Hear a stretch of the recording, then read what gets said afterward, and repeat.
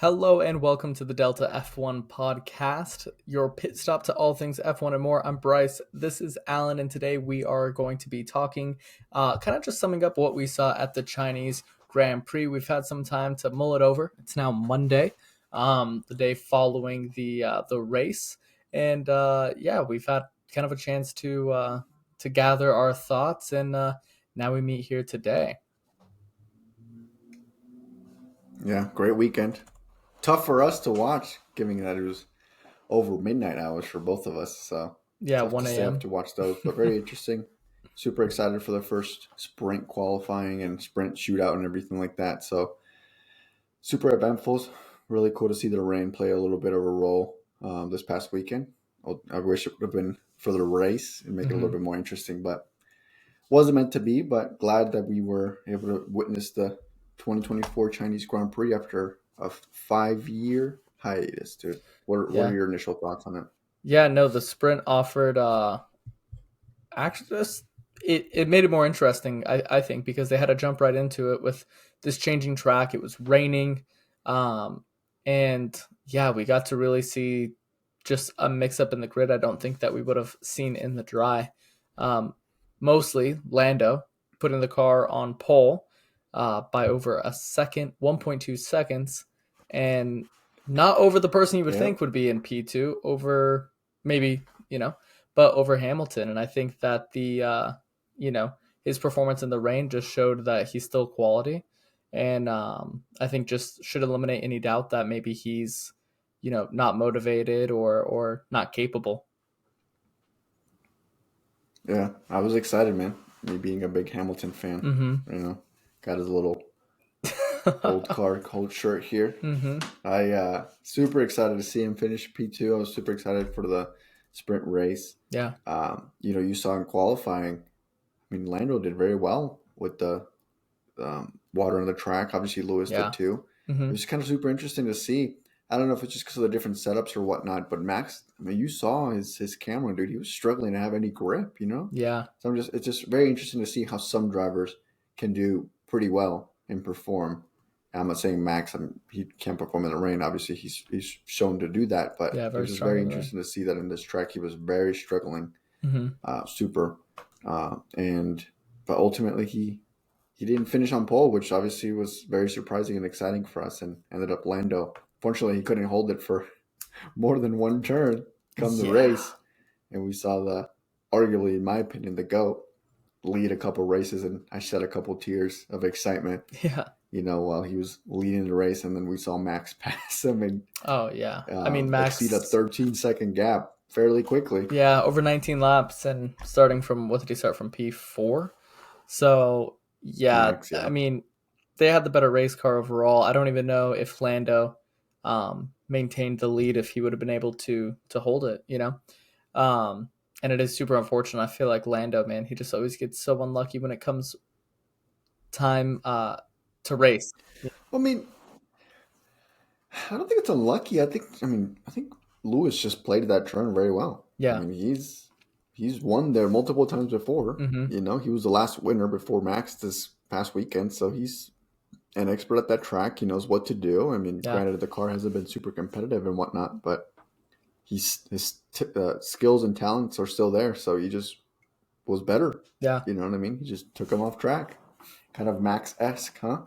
Yeah, a little bit. Yeah, and I think Max has definitely changed the landscape of how we race in Formula One, or and even how the world races in general. I mean, I think you see that start to trickle down in junior categories. You'll start to see it trickle down into sim racing and wherever Yeah. else that it's a little more accepted to just push your opponent off the track. But yeah, Yeah. Super. I was kind of disappointed on the way how Max passed Lewis. I don't know if you heard. I don't know what broadcast you were listening to during the sprint mm-hmm. race, but Nico was just on Lewis about just not really trying super hard to not get beat. You know what I mean?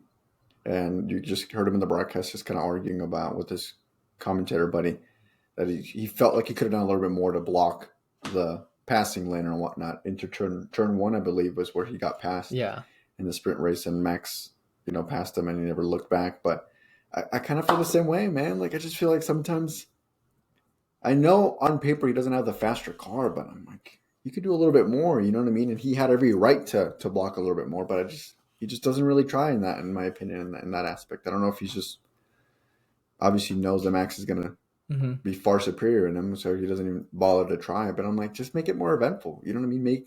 Make him work a little bit harder. That's my Yeah. mindset. But I mean, he just Yeah. passed him with ease. Yeah. Sometimes it is interesting. I mean, I feel like we have seen Lewis maybe not get his elbows out as much. I mean, if it was roles reversed, Right. that Max would do Yeah, of anything to stay course. ahead of him. And yeah, and I don't know if that's good or bad. I mean, I think even I remember watching in 2021 in Abu Dhabi and that going into the hairpin, and when Max passed him the way he did, it was kind of surprising. It was like, oh, like Yes. like so sometimes, yeah, I think sometimes maybe Why? Hamilton has those moments. Um, and you could argue that they were still pretty early in the sprint, and yeah, Verstappen was lapping like a second and a half quicker or something ridiculous. But yeah, I don't know. It Yeah, it does. I mean, I It think is what it is. yeah, it is what it is. Talking about getting pushed off track, we'll maybe come back to Hamilton in a little bit. But talking about getting pushed off track, we did have in the race Stroll pushing Ricardo quite aggressively, and well, he I think tapped Oscar Piastri. It ended up ending Ricardo's Yeah. race, and actually kind of affected him going into the next race because now he has to serve a 3-place grid penalty for what happened during the race because he didn't get to serve a penalty. He had to retire. Listen, man, that was very frustrating to see. Yeah. I'm not the biggest Stroll fan, and I respect and appreciate Ricardo. I know you have a bigger admiration for him. And I feel like he's been giving some opportunities kind of unfairly, but I haven't been the biggest fan of him recently, especially with his performance. But Stroll, I cannot believe this guy had the audacity to do what he did and put the blame on Ricardo Mm-hmm. in the microphone, dude. Like he blamed just because he stopped, dude. Yeah. Like that was, oh my god, I was so mad, dude. Like he didn't take blame, and I would have been so much more upset than Ricardo. And obviously, you heard him in the post race, like a post incident, that he was calming down per se a little bit, and then he heard that Ricardo was being blamed by Stroll, that it was his fault, and I'm like, how can it be his fault? Yeah. Is even in modern driving right now, right? Just for insurance purposes, whatever. 99% of the time, the car that gets rear-ended is not at fault. Right. Am I correct? Yeah. So how on the racetrack? How is it Ricardo's fault? No, it wasn't. I mean, And like yeah, you're. Ricardo's 100% right. You saw it on the onboard camera. He is looking at the apex at Oh the yeah, turn no. Lance Stroll has these nice stripes on and his helmet, accelerating. and they're just turned that way, and he reacted so late. So late. Everyone started bunching up in that corner, and Lance Stroll just plowed into him. You know. Like I would get it if it was a straight, you know what I mean, and something were to happen and Ricardo had a break, and that's just Mm-hmm. like a domino effect. But dude, you guys are going into a turn. You're not even supposed to be going fast. You know what I Right. mean? Yeah. And if I'm not mistaken, it was in like the safety car was out, right? So they weren't even going like full speed, right? No, it was the end of the safety car. Max had slowed End down, of the kind safety of car. bunched everyone up, and then turned to take off. And he kind of slowed down and went wide. And yeah, and I get why. So Super everyone unfortunate, wanted man. to be on the outside there, and I understand why. And that's because you don't want to cut into the apex and have a bunch of turning lock on and have to accelerate. But it was still like Right. he should have been paying attention to the car ahead of him. It was ridiculous. And then for him to say, that idiot slammed on his brakes and Aston Martin seemed to back him is ridiculous. It's ridiculous. I mean, how are you not gonna back him when your boss is his dad? You know, Yeah, kind exactly. of tough. Mm-hmm. Yeah, no, and But I mean, it just goes to show you the argument, dude. How long? I mean, I guess I understand it. I try to understand it because I am a father too. But yeah, dude, like Lawrence, he's not an easy guy. right. I mean, he doesn't seem like he's easy to please. Granted, I know it's his son, but he wants to win and he wants to win now, and he's super competitive. Yeah, And I understand that's your son, but I'm like, dude, Alonso's been carrying this team heavily, man. Mm-hmm. Stroll has done, in my opinion, nothing to improve this team at all. Like Right. he's just being there, you know what I mean? And I'm Mm-hmm. like, how long is Aston Martin going to be willing to allow and accept this? I don't know. Are they going to be able to do it just regardless because it's his son and he's never going to get kicked Yeah, I out? mean, did you see Or they're going to rolling into the look for weekend? someone They else? were asking about the contract to Stroll, and he was kind of alluding to the fact that he might not be there next year. I don't know. I hope he's not. He has not been talented. In my opinion, they're just to kind of save his character or his kind of identity or whatnot. They're going to say that Stroll is wanting to leave the F1 space instead of like him getting removed or let go. Yeah. You know what I mean? Well, yeah, I think Just to be nice to him or yeah, something. I think ultimately he'll be there truly as long as he wants to be, but maybe if he doesn't have the drive anymore. Yeah. I mean, and I just feel like it's so hard to keep Stroll there if you have the money, you have the capital, and you have Carlos Sainz available. You know, you have like Can you there's imagine both Spanish drivers? Damn, that would yeah, be kind of a sick mix. right, and it would be two great drivers Especially together. You know, that I would be a good move, especially the way the trajectory of Aston Martin the next mm-hmm. coming years. I think that would be a smart move. Yeah, they're getting the Honda Power unit. But They are acquiring people aggressively, and I just it just doesn't make sense to me. I that don't know. would, I think ultimately on paper, that would put Aston Martin on the map and be super competitive, at least, you would hope for. Yeah. So it's going to be Lawrence Stroll. Like, do you want to make that decision based on family and how you feel, Mm-hmm. or based on his track record of success of business and all that aspect of it, which he's obviously been proving to be successful at? Yeah. Like, do you want to make a business decision or do you want to make a kind of emotional decision? Yeah. And I think it's tough to separate when your son is the second driver. Mm-hmm. So I don't know. I think it's a decision and it's a hard one, but I think it has to be made if he really wants his team to succeed or if he just wants to be, you know, kind of average. I don't Yeah. know. And you see, Because we've realistically, seen think about it. flare ups too. Between what? Oh, like of Stroll doing well. You know, you'll randomly have the one off race where Yeah, Stroll I know. does crazy well, or he qualifies well, or it's and so you see these glimpses, and you're like, okay, like this kid can drive, and he does It's have just not something, and I think he consistent. can. He's not the worst driver on the grid by any means, in my Right, opinion, right. but He's not Logan. yeah, but sometimes it just seems like he's maybe missing some sort of drive or something. You know, he's not racing for his seat, is what it feels like. It feels Which I like think yeah, which I mean, that's always going to be above him. You know what I yeah, mean? And then it's got to be his mindset because you know it. He's in there because of his father, and I know he's a respected driver mm-hmm. for the most part. And like I said, he's no amateur. Like No, he can drive. yeah, You know what I mean? He's talented, obviously, to be in Formula One, but compared to their field and how competitive the midfield is, like I think you need to have a different mindset and well, having that mindset, like of other drivers having to perform well to keep their seat, like that motivation is completely different than Lance knowing that his dad owns a team and I can be here next year and get paid X amount of dollars. You know what I mean? yeah, I don't have to technically perform well to right, stay here. mm-hmm.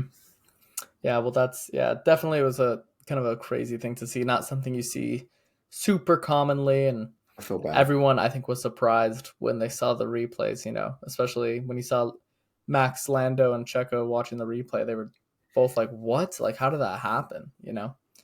And but yeah. Max, you saw him laugh Mm-hmm. post And race. and He then was Lando was like, like, oh, it's your fault.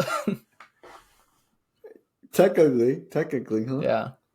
But I felt bad for Ricardo though. I mean, you could tell. I think he had a really good beginning of the weekend. Like he yeah. was kind of strong and had some momentum, and then for the race to end the way that it ended for him, like And that's gonna for be and devastating. That's for gonna be frustrating. for both of the Visa Cash App Red Bulls, for both of the V Caps, they Yeah, they both got taken out, really no fault of their own. And Yuki was seeming to move up the field a little bit. The race was starting to come to him. right.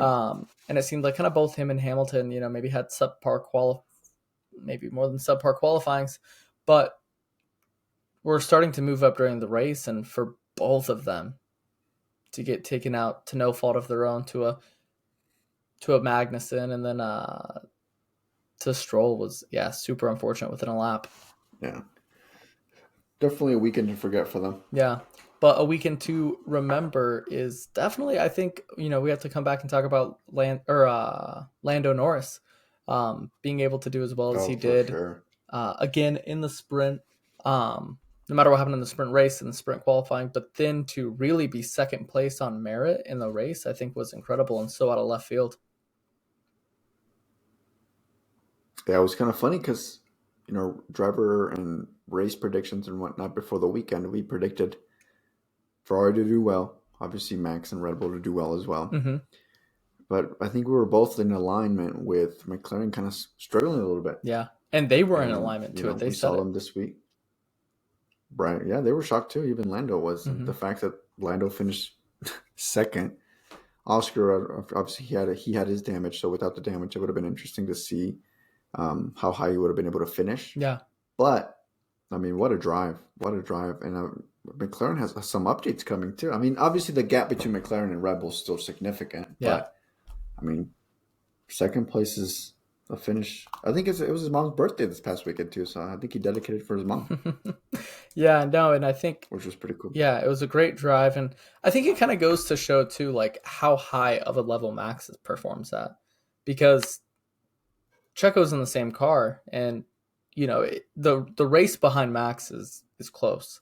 Checo's in the same car, Yeah. and he was really beat on merit by Lando this weekend, and yeah, so I think it really just again highlights just how dominant Max himself is being, even more so than the car, which the car is Dude, amazing. he's on cruise control. I mean, Yeah. dude, he's a machine. Yeah, he's a He machine. rarely ever makes any mistakes. Yeah. And even if he does, he corrects them because he has the most powerful car on the grid. Mm-hmm. So he can, make up for it. But I mean, you saw it. He came back from fourth in the sprint race, Mm-hmm. passed Lewis like nothing, and that gap once he was in clean air, how quickly it increased. I was excited and a little bit, happy for the moment before Max started leading the race. But as soon as that happened, like we all knew that was going to happen. You know what I mean? Like you wouldn't be able to doubt that. Yeah. Yeah, and another we predicted McLaren being down.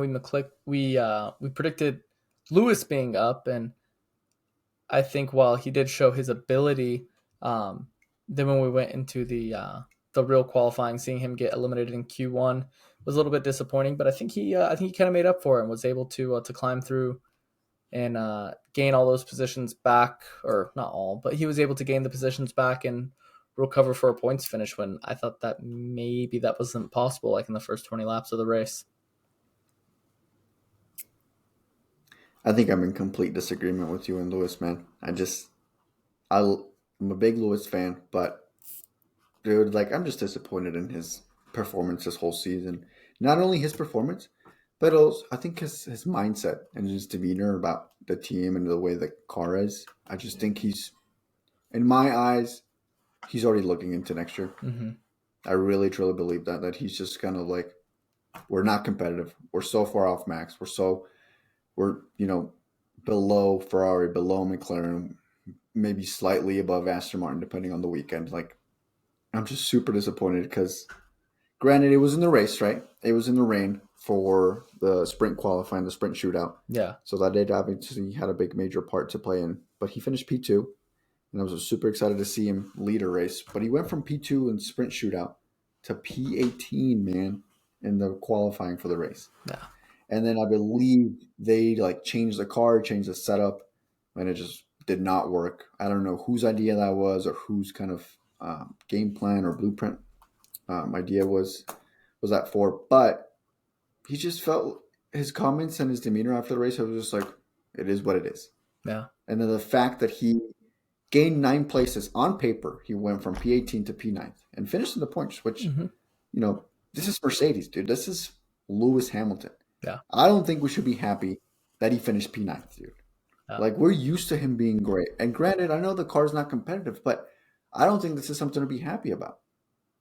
I mean, like I said, on paper it's a big jump, but I mean, you shouldn't be starting P18 to begin with and getting out qualified in Q1. The last time he did that, I think, was in Jeddah in 2022. So it's been a while, Yeah. but I'm just super disappointed, and I truly believe that he's already looking into 2025. And I wish there was a different outcome or a different personality and mindset leading into this season, given that it's his last year with Mercedes, and he had such a, you know, astonishing career with Mercedes. But I think he's just done with the team, man. I really do. And you know more than others how much of a kind of a, for lack of a better words, Lewis can be of a Debbie Downer. You know what I mean? Mhm. It's just he's just kind of negative sometimes, and I feel like it rubs on to other people, and it's not good. I Yeah. don't know. Yeah. I think in the past it had been in short, it had been short. It had been short lived, and he had been able to Right. pull out of that, and he had been able to, motivate the team almost with it, right? Like, oh, like we're not good enough. But it's just getting so repetitive because the team isn't where they're so used to being. And a lot's changing. So I think that's a huge part of it. It's They just there's a played comment again that and again and again and again. it's just, dude, how can you have faith, dude? Like they just have not been competitive, and I understand maybe Lewis feels like you just haven't been able to give me a competitive car. Maybe he feels like sometimes they don't listen to him or whatnot.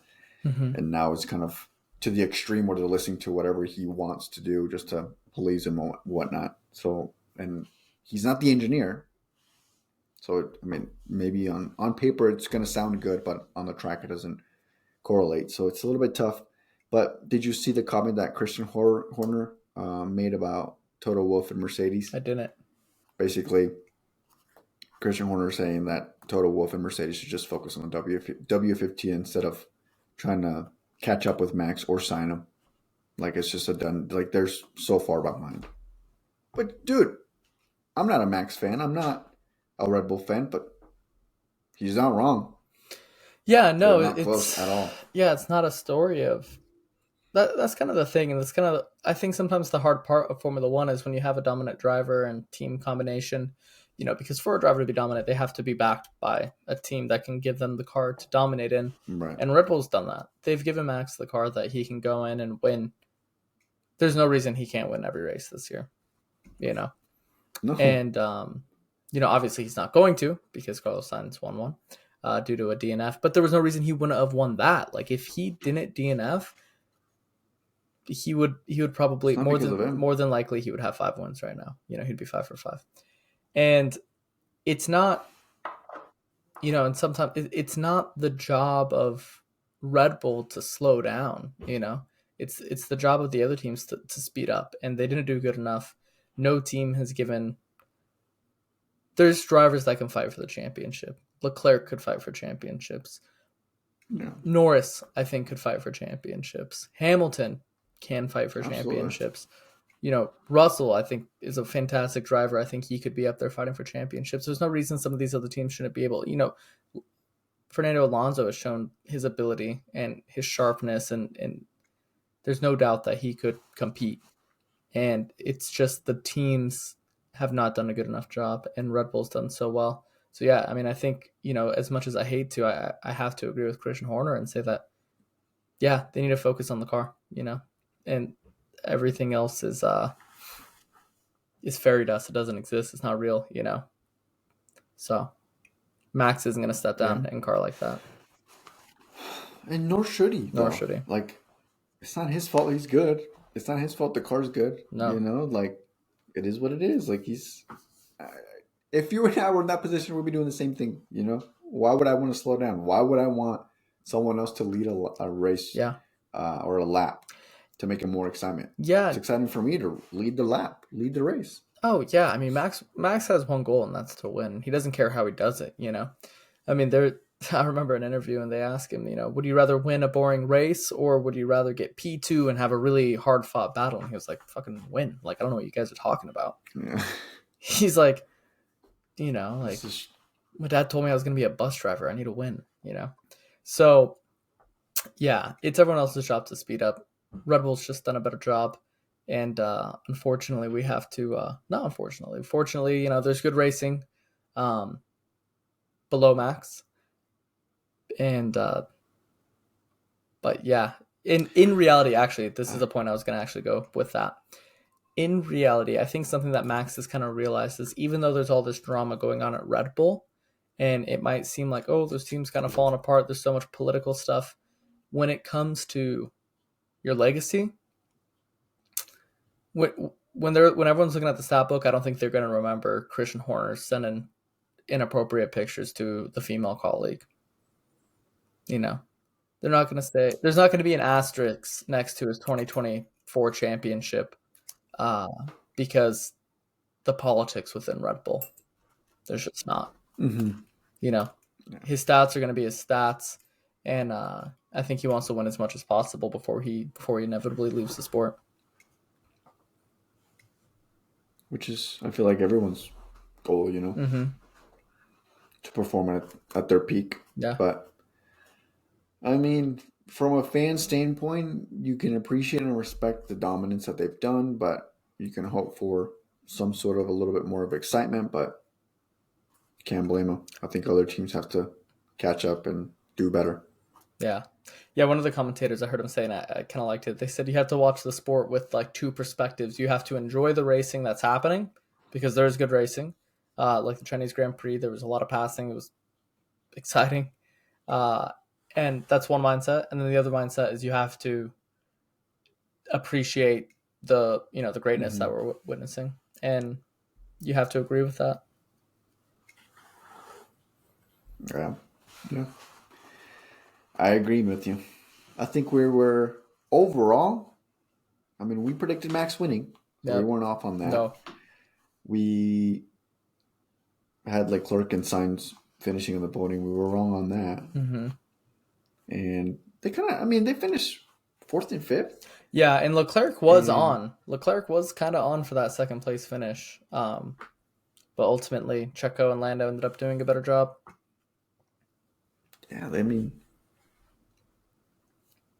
4th and 5th. I don't know how I feel about that. I don't feel good or bad about it. No, it's a good result, I think, for the team, and something they can kind of build on. I think, obviously, if it wasn't for McLaren having a surprise form, they would have had one of those cars on the podium. Yeah. Talk about the third place guy, Checo finishing third. How do you feel about that? Yeah, I mean, that's a good question, and I've tended to kind of make my thoughts clear about Checo, and it's not that I think he's a bad driver. He's a good driver. That's why he's at that team. That's why he's doing as well in the championship as he is. But now that you ask me that, reflecting, I think this weekend is a good example as to either, I mean, you can look at it one of two ways. It either shows just how purely dominant that Max is, or you can look at it in the other way that Red Bull needs someone who's just a tad bit closer, a little bit closer, because him finishing, obviously he's done well. They've had 1-2s leading into this weekend, 3 out of the 4 races, and he got on the podium again. So 4 out of 5 races he's on the podium, which is phenomenal, right? Any driver on the grid would kill for that. But the way I kind of look at it as well is when you see how well Max does to still finish in third with the McLaren splitting you, it does put the question mark is if the teams do get closer to Red Bull and there's a championship for the constructor, if there's a battle for the constructors championship, is Perez enough? Is Perez enough in that seat to deliver consistent performances and to be able to fight off, all these other great drivers that are going to be surrounding him? And when I see him finish P3 in this race with Max, dunking on the competition, it makes me question that. And if I was Red Bull, I would say, okay, this is fine for now, but when it comes down to it, will it be enough? And the question is, I don't know.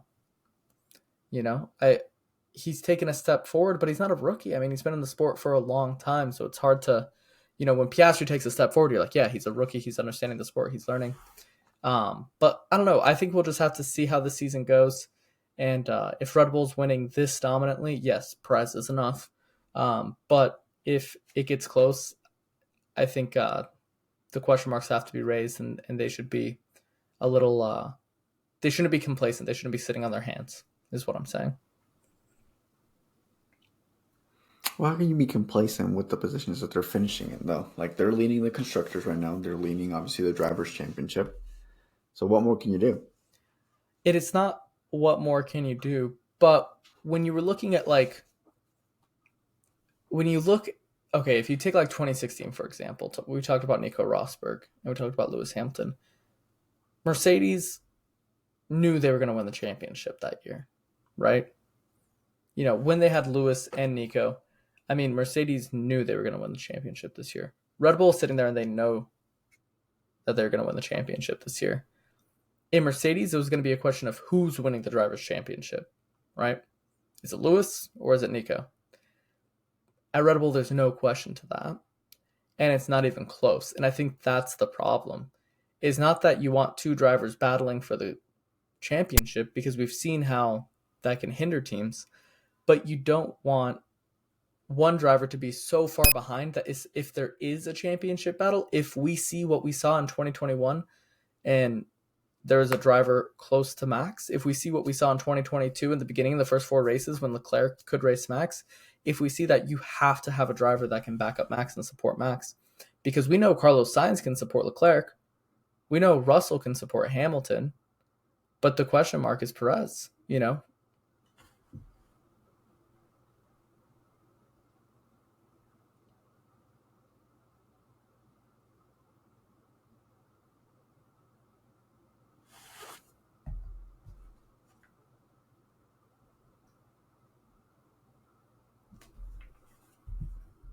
We lost him. What happened?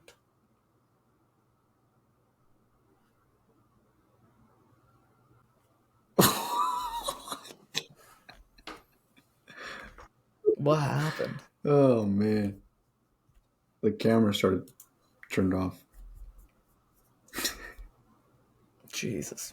This camera, bro. Well, did you hear what I said? Did. Yeah, you should just use your Mac camera. Anyways, I think you're too harsh on Checo, bro. And I understand Red Bulls tend to be harsh, but I think, in my opinion, he's doing enough. They're leading the drivers and the constructors championship.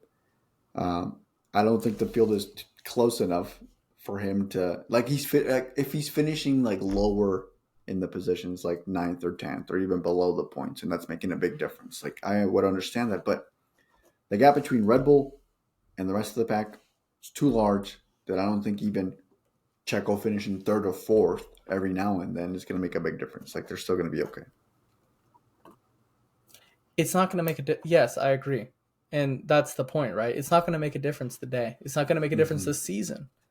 It might not make a difference next season. But if the other teams step up, where does he land? And I mean, okay, Mercedes dominance. I mean, it came to an end eventually. And who solidified Max's championship? And arguably okay, but you could argue the same thing for Hamilton. About what? Right? And actually, truly, Checo wasn't enough because they didn't win both championships. They won the drivers, but not the constructors. It came down to the wire. But think about it. If Bottas was stronger, right, and he was able to hold off Max, Bottas wasn't even in the conversation. Mercedes would have had a better chance. Started back in the grid, but he wasn't. But it doesn't even matter if he was. No, I mean, Bottas was one of the strongest qualifiers. That Hamilton surely ever went up against.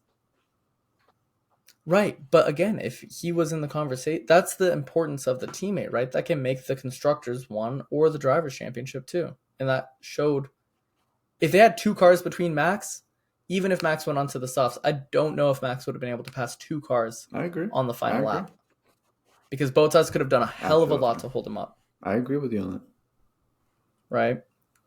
And yes, having 2 drivers that are close to each other is explosive, and it could cause problems. But it's, I think, valuable to at least have a second driver that when it comes down to it, who can hold his own against the other best drivers. Because if Checo was a little bit stronger in 21, which Checo did a hell of a job to help Max in 2021, they could have won by a larger margin. They could have won both championships. If Bottas was a little bit stronger in 21, he could have helped Hamilton, and they still would have won both championships. But that's really my point. I'm not downing Checo. I think he's a fantastic driver,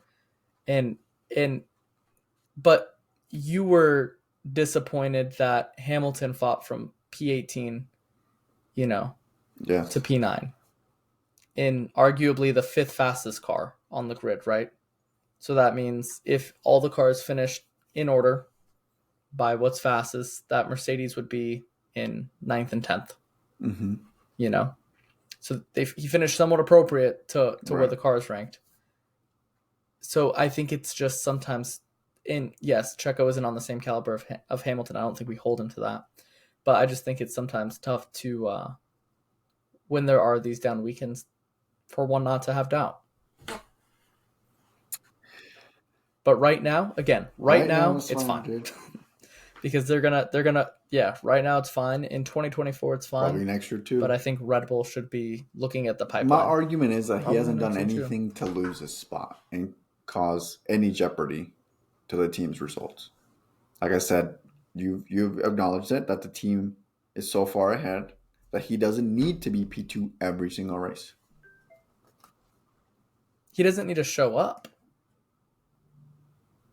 Right. Last year he didn't. He could have taken the year off last year, hung out in Mexico sipping on tequila, and Max still would have won the driver and the constructors championship.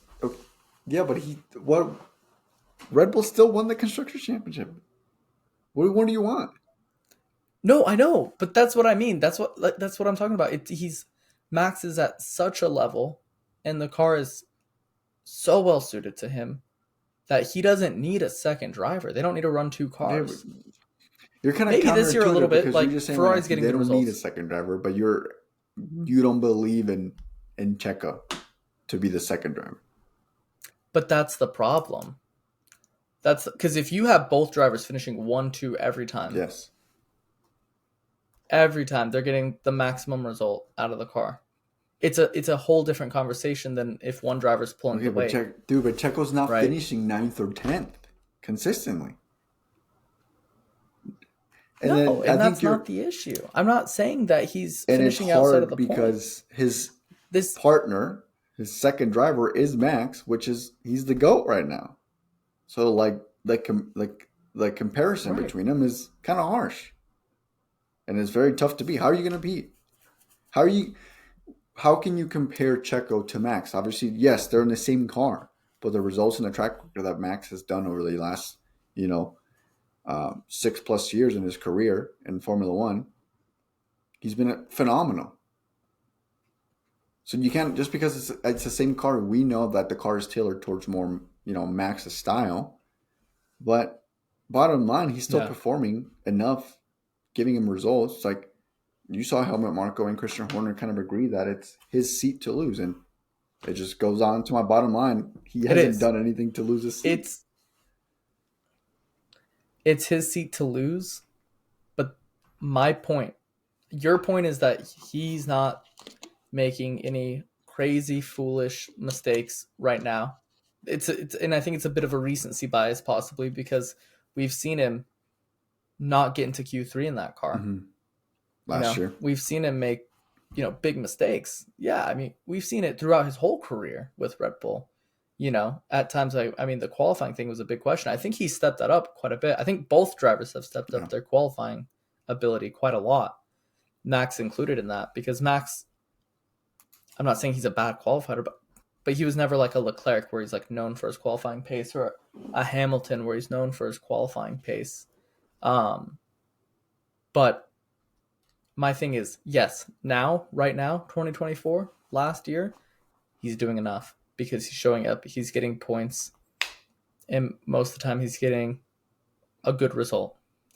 But my point is, every team will eventually have a decline Mm-hmm. in form. Red Bull have 4 years of dominance. Mercedes took back over, right? McLaren in the early days had their dominance. Ferrari had their dominant spell. It all comes to an end.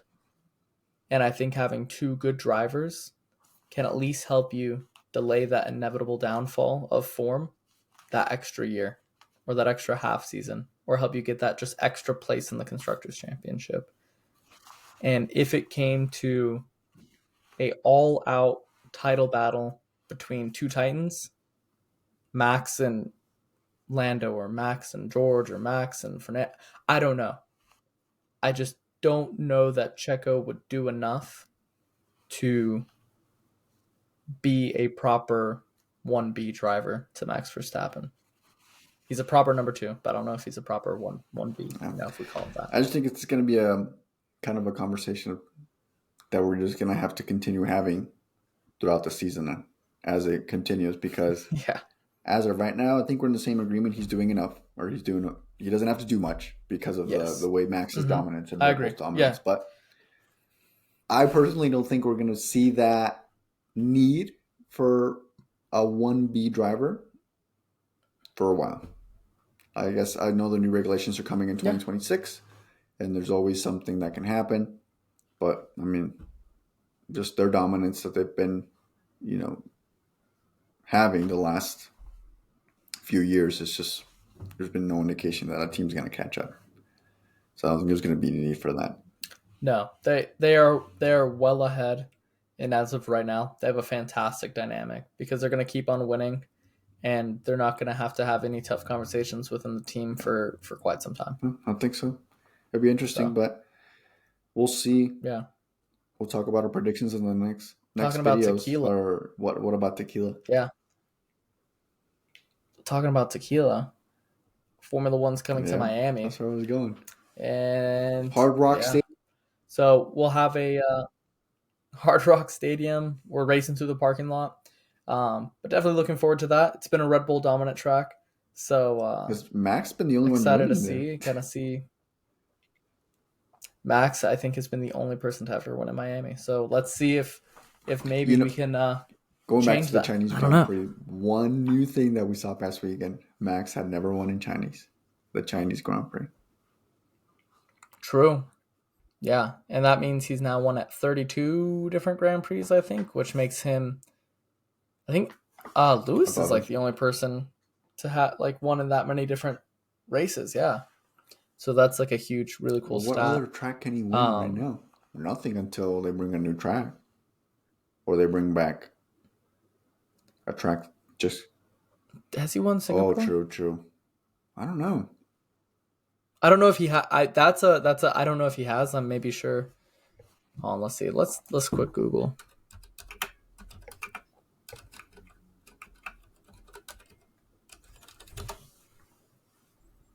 I don't think so.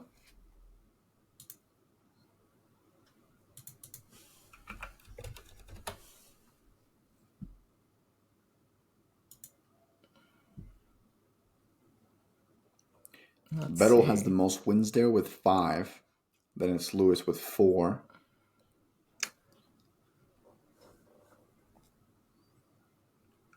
Yeah, I'm looking through right now. Checo won it, though. Yeah, no. So 2019 was Vettel. Checo won in 2022. Yeah, because that was when he was on his little street circuit. Because he won Monaco, too, that year. Huh? Street circuit. Yeah, he won Monaco that year. So he was like the street circuit specialist there for a minute. And, yeah, so. Yeah, it's exciting. We could see Max. Hopefully, I hope we see Max maybe win Singapore.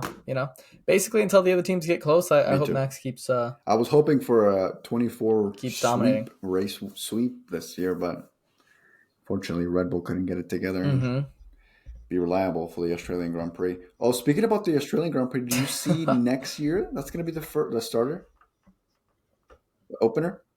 Oh, cool! It'll go back to being the opener. Yeah, no, I kind of liked it when it was the starter. I don't know how I feel about having the testing at the same place the opening race is. I feel like that kind of it just doesn't do anything for me. So I'm kind of excited to see that. Yeah, That'll be that'd be awesome. cool. But yeah, Miami next time. It'll be a little bit more comfortable for us here Miami. on the U.S. side, Yep. West Coast side. Yeah, if you're US, if you're on the West Coast, the race is gonna be at like 1 p.m. It's gonna be easy, Yeah, easy peasy. interesting. All right, well, yeah. Thank you guys for tuning in to another episode, and we will see you on the next one. Peace.